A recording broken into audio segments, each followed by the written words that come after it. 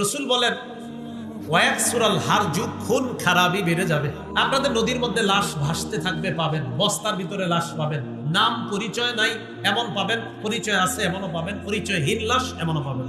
হাত্তা ইয়াকসুরা ফীকুমুল মাল, সম্পদ এত বাড়বে, বাড়তে বাড়তে কারো কারো সম্পদ ফায়াফিদ, বাড়তে বাড়তে উপচে পড়বে, সে নিজেও জানবে না তার কি পরিমাণ সম্পদ। এই জাতীয় ধনী মানুষ আসেনি। তাহলে আসেন আমাদের মূল আলোচনা যাই, যে কিয়ামতের আগে ভূমিকম্প, আসল ভূমিকম্পে কিয়ামত হয়ে যাবে, এর আগে ভূমিকম্প হবে। এই ভূমিকম্পগুলা কি আসল ভূমিকম্প না কিয়ামতের আলামত? قال رسول الله صلى الله عليه وسلم, নবীজি বলেন লা ইয়াশরাবান্না নাসুম মিন উম্মতি আল খামরা ইউসাম্মুনাহা বিগাইরি ইসমিহা, আমার উম্মতের একদল মদ পান করবে, মদের নাম অন্য নাম দিবে, ওই নাম অন্য নাম দিয়ে তারা মাদক সেবন করবে। কোন নেশা জাতীয় দ্রব্যের নাম হবে গাঁজা, কোনটার নাম হবে ইয়াবা, কোনটার নাম হবে হিরোইন, কোনটার নাম হবে পেন্সিডিল, কোনটার নাম হবে আফিম, কোনটার নাম হবে শ্যাম্পেন, কোনটার নাম কানাডা রাই, কোনটার নাম মাসকুদ। নবী বলেন আমার উম্মতের একদল মদ পান করবে, মদের নাম বিভিন্ন নাম দিয়ে তারা মাদক সেবন করবে। ইউযাফু আলা রুউসিহিম মিল কাইনাতি ওয়াল মুগান্নিয়াত, তারা যখন মদ পান করবে মদ টানতে থাকবে, আর তাদের সামনে গান বাজনা চলবে, তালে তালে নর্তকী নায়িকা গায়িকারা নাচানাচি করবে। একদিক দিয়ে মদ পান চলবে, অন্য দিক দিয়ে নাচানাচি হবে, গায়িকারা গান গাবে, নায়িকারা নাচতে থাকবে। রাসূল বলছে এটা হবে, কবে হবে এটা? আর কয়দিন পরে। রাসূলুল্লাহ সাল্লাল্লাহু আলাইহি সাল্লাম বলেন ইয়াখসিফুল্লাহু বিহিমুল আরদ, আল্লাহ তাদেরকে চাইলে জমিনের নিচে ধসিয়ে দিবেন। কোথায় ধসিয়ে দিবেন? তুরস্কে জমিনের নিচে ধসাইছে। আল্লাহ শিক্ষা দিতেছে, দেখো অপরাধ যদি বাড়ে, আমি তোমাদেরকে জমিনের নিচে ধসিয়ে দেওয়া আমার জন্য কোনো ব্যাপার না, মাত্র 45 সেকেন্ডের খেলা একটা দেখাই দিচ্ছে।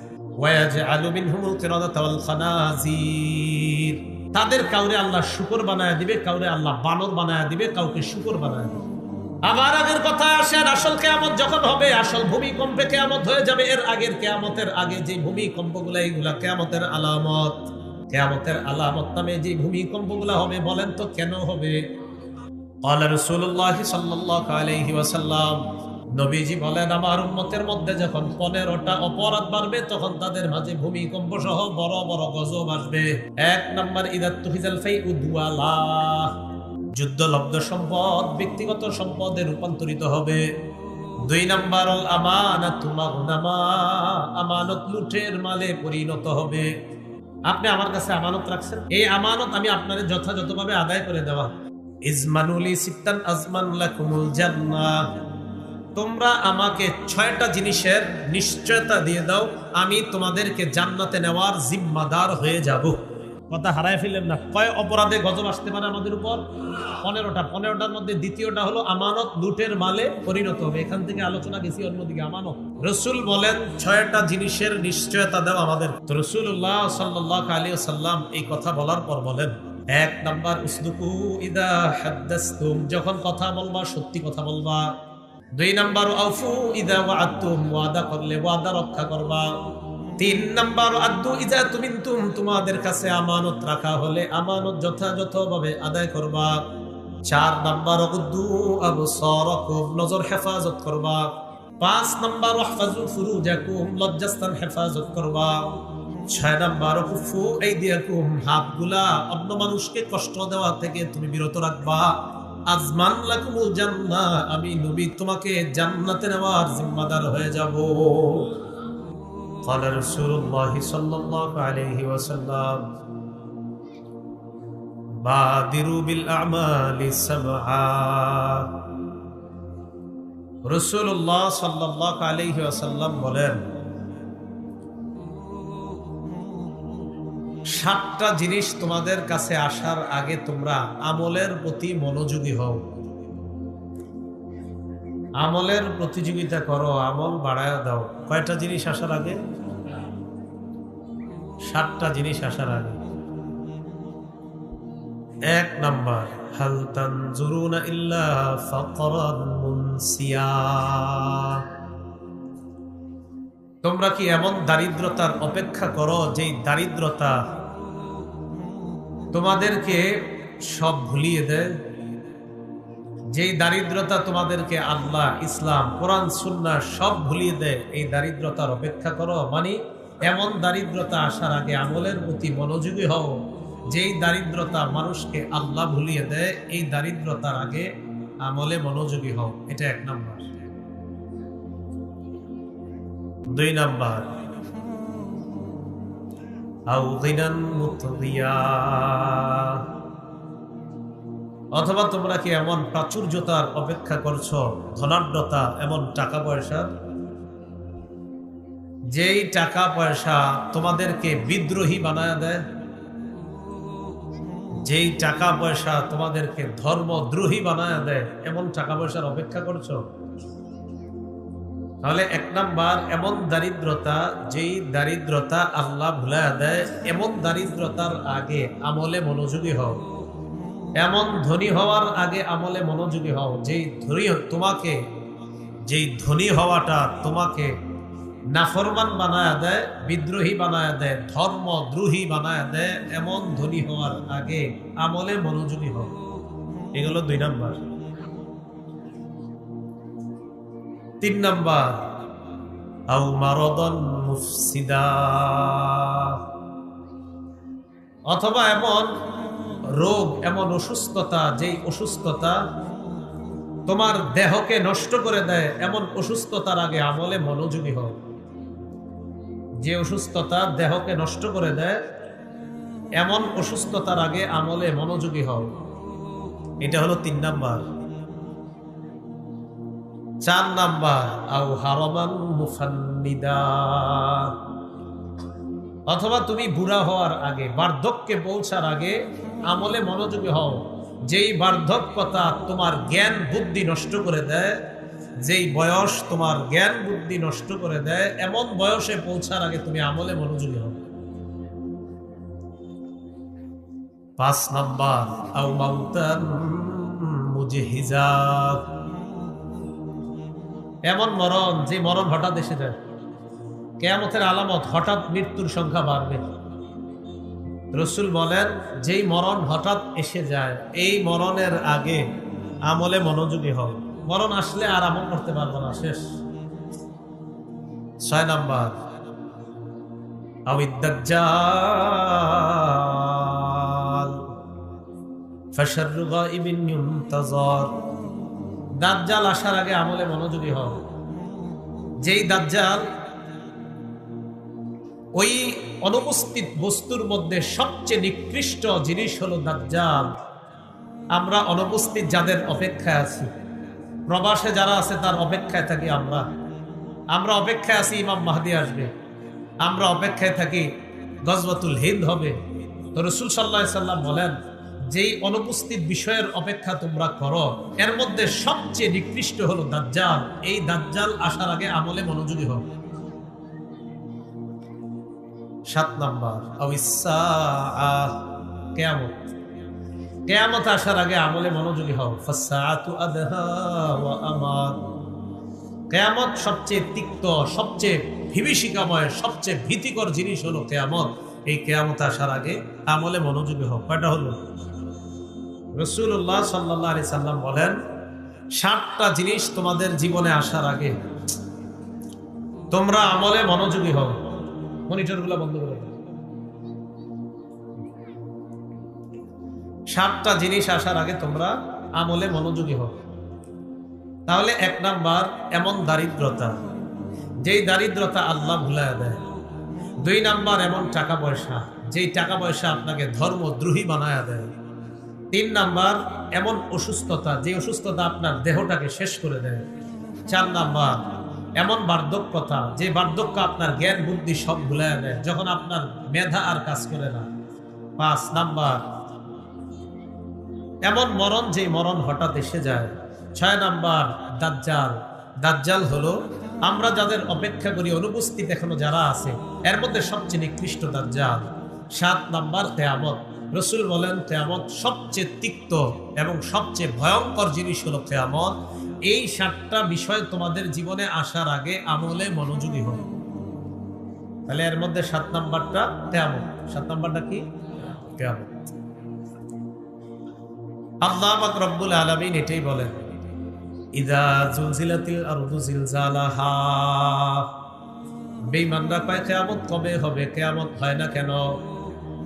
আল্লাহ সূরা নাজিল করে দিলেন, যেদিন প্রচন্ড কম্পনে জমিন কাঁপতে থাকবে, সেদিন সব ধ্বংস হয়ে যাবে, সেদিন কিয়ামত হয়ে যাবে। এটাই হলো কিয়ামত, সেদিন কিয়ামত ঘটেই যাবে। সহিহ বুখারীর বর্ণনা 1036 নম্বর হাদিস। قال رسول الله صلى الله عليه وسلم, নবীজি বলেন, লা তাকুমুস সাআ, কিয়ামত হবে না হাত্তা ইউকবাজাল ইলম, ইলম উঠিয়ে না নেওয়ার আগ পর্যন্ত কিয়ামত হবে না। কিয়ামতের আগে ইলম উঠিয়ে নেওয়া হবে। কিয়ামতের আগে ইলম উঠিয়ে নেওয়া হবে। ইলম কিভাবে আল্লাহ উঠাবে কিয়ামতের আগে? এটা আবার বুখারীর 100 নম্বর হাদিসে আছে। قال رسول الله صلى الله عليه وسلم, নবীজি বলেন, ইন্নাল্লাহা লা ইয়াকবিজুল ইলমা ইনতিজাআন ইয়ানতাজিউহু মিনাল ইবাদ। আল্লাহ বান্দার ছিনা থেকে ইলম একবারে ছিনিয়ে নিবে এমনটা হবে না। ওয়ালাকিন ইয়াকবিজুল ইলমা বিকবজিল উলামা, আলেমদেরকে উঠিয়ে নেওয়ার মাধ্যমে ইলম আল্লাহ উঠিয়ে নিবেন। ইলম আল্লাহ ছিনিয়ে নিবে এমনটা হবে না যে কারো সিনা থেকে এইভাবে টান মাইরা নিয়ে গেছে, এমন না।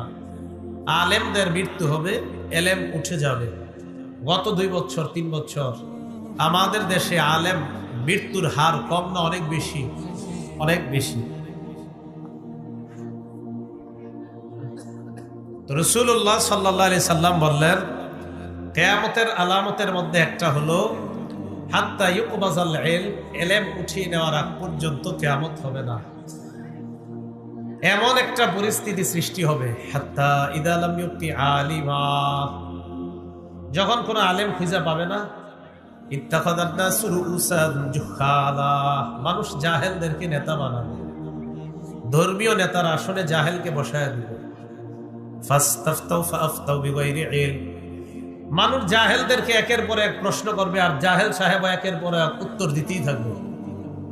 প্রশ্ন করবে, কোন প্রশ্নে বলবে না আমি পারি না, আমি জানি না, সব প্রশ্ন পারে আর উত্তর দিতেই থাকবে। বিদ্যা ছাড়া উত্তর দিবে। ফাদাল্লু ওয়া আদাল্লু, তারা নিজেরাও পথভ্রষ্ট হবে, অন্যদেরকে পথভ্রষ্ট করবে। আল্লাহ আমাদেরকে হেফাজত করে। রাসূলুল্লাহ সাল্লাল্লাহু আলাইহি সাল্লাম বলেন, লা তাকুমুস সাআতু হাত্তা ইউকবাজাল ইলম, কিয়ামত সংগঠিত হবে না ইলম ছিনিয়ে না নেওয়া পর্যন্ত। সহিহ বুখারীর বর্ণনা 80 নম্বর হাদিসের বর্ণনা। قال رسول الله صلى الله عليه وسلم, নবীজি বলেন, ইন্না মিন আশরাতিস সাআ আন ইউরফাআল ইলমু ওয়া ইয়াসবুতাল জাহলু, নবী বলেন কিয়ামতের আলামতের মধ্যে এটা একটা আলামত, ইলম উঠিয়ে নেওয়া হবে, মূর্খতা সমাজের মধ্যে প্রচার প্রসার লাভ করবে, মূর্খতা বেড়ে যাবে, বিদ্যা উঠে যাবে। ওয়া ইয়াজহারুজ জিনা, জিনা প্রকাশ্যে রূপ ধারণ করবে, প্রকাশ্যে জিনা হবে, প্রকাশ্যে জিনার রূপ ধারণ করবে। ওয়া ইউশরাবাল খামরু, মদ পান করা হবে।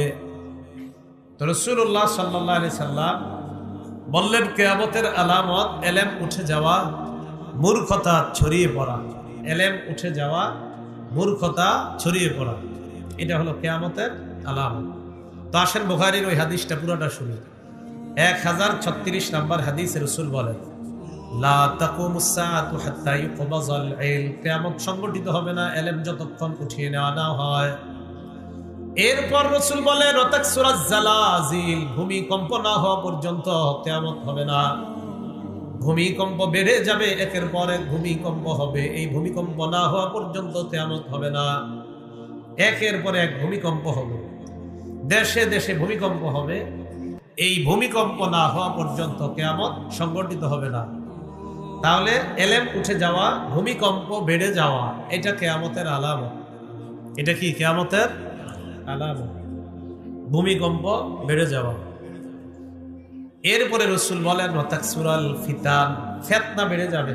কি বেড়ে যাবে? ফিতনা। এখানে থামেন, ফিতনা বাড়বে। এই পৃথিবীতে সবচেয়ে পুরুষদের জন্য ক্ষতিকারক যে ফিতনা, এই ফিতনা হলো নারীর ফিতনা। বলেন কার ফিতনা? একজন পুরুষের জন্য সবচেয়ে ক্ষতিকারক যে ফিতনাটা, এই ফিতনার নাম হলো নারীর ফিতনা। সহিহ বুখারীর 5096 নম্বর হাদিসের বর্ণনা। قال رسول الله صلى الله عليه وسلم, নবীজি বলেন, মা তারাকতু বাদি ফিতনাতান আদাররু আলা রিজালি মিনান নিসা। নবীজি বলেন, আমি দুনিয়া থেকে বিদায় নেওয়ার পর পুরুষের জন্য সবচাইতে ক্ষতিকারক নারী যারা, এই নারীদের চাইতে ক্ষতিকারক আর কোনো কিছু আমি রেখে যাই নাই। নবীজি বলেন, পুরুষের জন্য সবচাইতে ক্ষতিকারক হলো নারী সম্প্রদায়। আমার ইন্তেকালের পর পুরুষের জন্য সবচাইতে ক্ষতিকারক নারী সম্প্রদায়। এই নারীর চাইতে অধিক ক্ষতিকর কোনো ফিতনা আমি পুরুষের জন্য রেখে যাই নাই। পুরুষের জন্য কি করে যাই নাই? রেখে যাই নাই নারীর চেয়ে ভয়ঙ্কর ফিতনা। রাসূলুল্লাহ সাল্লাল্লাহু আলাইহি সাল্লাম বলেন, ওয়াতাকসুরাল ফিতান, ফিতনা বাড়বে। মুসলিম শরীফের বর্ণনা। তিরমিজিতে আংশিক আসছে 2119 নম্বর হাদিস। قال رسول الله صلى الله عليه وسلم, নবীজি বলেন, ইন্নাদ দুনিয়া হুলওয়াতুন খাদিরাতুন ওয়া ইন্নাল্লাহা মুস্তাখলিফুকুম ফিহা। রাসূলুল্লাহ সাল্লাল্লাহু আলাইহি সাল্লাম বলেন, পৃথিবী হুলওয়াতুন খাদিরাতুন, মিষ্টি সুমধুর পৃথিবীটা। ওয়া ইন্নাল্লাহা মুস্তাখলিফুকুম ফিহা, এই পৃথিবীতে আল্লাহ তোমাদেরকে প্রতিনিধি বানিয়েছেন। ফায়ানজুরু কাইফা তা'মালুনা, আল্লাহ দেখবে তোমরা কিভাবে আমল করো, কেমন আমল করো, এটা আল্লাহ দেখতে চান। নবীজি বলেন, ফাত্তাকুদ দুনিয়া ওয়াত্তাকুন নিসা, তোমরা দুনিয়ার ফিতনা থেকে বাঁচো, নারীদের ফিতনা থেকে বাঁচো। তোমরা দুনিয়ার ফিতনা থেকে বাঁচো, নারীদের ফিতনা থেকে বাঁচো। এরপর রাসূল বলেন, ফাইন্না আউয়ালা ফিতনাতি বানি ইসরাঈলা কানাত ফিন নিসা, বনি ইসরাইলের মাঝে সর্বপ্রথম ফিতনা ছিল নারী সম্প্রদায়ের ফিতনা। বনি ইসরাইলের মাঝে সর্বপ্রথম যে ফিতনাটা ছিল, এটা ছিল নারীদের ফিতনা। রাসূলুল্লাহ সাল্লাল্লাহু আলাইহি সাল্লাম বললেন, এই পৃথিবীটা মধুর, এই পৃথিবীটা সুমিষ্টি, আল্লাহ তোমাদেরকে প্রতিনিধি বানিয়েছেন। তোমরা দুনিয়ার ফিতনাকে ভয় করো, নারীদের ফিতনা ভয় করো। বনি ইসরাইলের সর্বপ্রথম যে ফিতনাটা হয়েছে, এটা হলো নারীদের ফিতনা। আল্লাহ আমাদেরকে এই অবস্থায় যে কোনো ধরনের ফিতনা থেকে আল্লাহ আমাদেরকে হেফাজত করে।